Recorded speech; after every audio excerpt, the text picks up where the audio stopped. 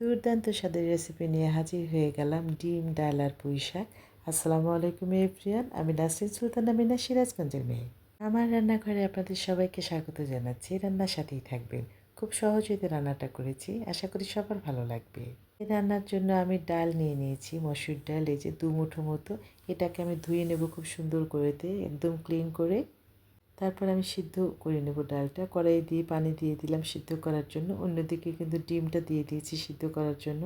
ডালের ফেনাগুলো কিন্তু উঠিয়ে নিতে হবে এভাবে করে, তাহলে স্বাদটা ভালো হয়। এদিকে ডিমে একটু লবণ দিয়ে সিদ্ধ করে নিচ্ছি। ডালে লবণ দিয়ে দিলাম, আমার ডিমটা হয়ে গিয়েছে।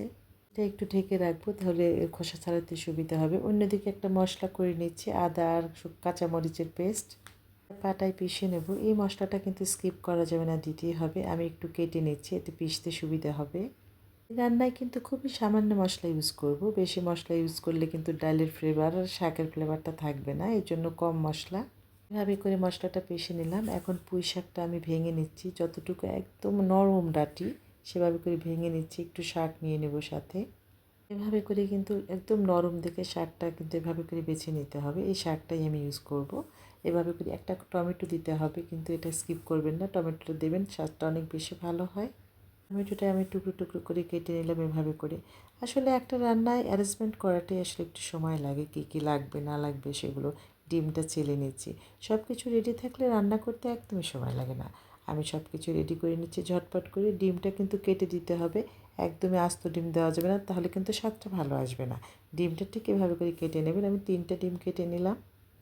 এখন আমাকে কিছু পেঁয়াজ আর একটু রসুন কুচি করতে হবে। একটা বড় দেখে পেঁয়াজ নিয়েছি আর রসুন কুচি, কারণ এটা ফোড়নের সময় অবশ্যই দিতে হবে। অতিরিক্ত কোনো কিছুই ভালো না, বেশি পেঁয়াজ হলে কিন্তু সেটা মিষ্টি হয়ে যায়। আমি একটা পেঁয়াজ দিয়ে দিয়েছি আর একটু রসুন কুচি করে নিচ্ছি, এটাই আমি ফোড়নে দিয়ে দেবো। এদিকে আমি ডিমটা হলুদ, লবণ, একটু লাল মরিচের গুঁড়ো দিয়ে খুব সুন্দর ওয়েতে কিন্তু মেখে নিচ্ছি। এটাকে ফ্রাই করে নিতে হবে, তবে কিন্তু টেস্টটা ভালো আসবে। এই রান্নাটা খেতে কী যে দুর্দান্ত, বাসায় কিন্তু অবশ্যই ট্রাই করবেন। আমার এই রান্নাটা ফলো করবেন আর বাসায় দেখবেন কী যে মজার হয়। এই রেসিপি থাকলে আর কিছুই লাগে না। আমি কিন্তু ডালে একটা টমেটোটা দিয়ে দিলাম, এদিকে হয়ে যাচ্ছে সিদ্ধ। আর ডিমটাও কিন্তু ভেজে নিচ্ছি উল্টে পাল্টে এভাবে করে তেলের মধ্যে। আমার ডালটাও রেডি হয়ে যাচ্ছে। যখন আমি ডালটা সিদ্ধ হয়ে গিয়েছে, শাকটা দিয়ে দিলাম। শাক দিয়ে বেশিক্ষণ সিদ্ধ করলে কিন্তু শাকের সবুজ ভাবটা থাকবে না, এই জন্য আগে আগে দিয়ে দিতে হবে। এই যে শাকটা হয়ে যাচ্ছে, ডিমটাও হয়ে গিয়েছে। যখন একদমই পরিপূর্ণভাবে হয়ে যাবে, আমার হয়ে গিয়েছে, এখন কিন্তু আমি বাগার দিয়ে দিব। পেঁয়াজ রসুন কুচি দিয়ে তেলে ভেজে নিয়ে একটু জিরা ফোড়ন দিবেন, নট পাঁচ ফোড়ন, এখানে জিরে দিতে হবে।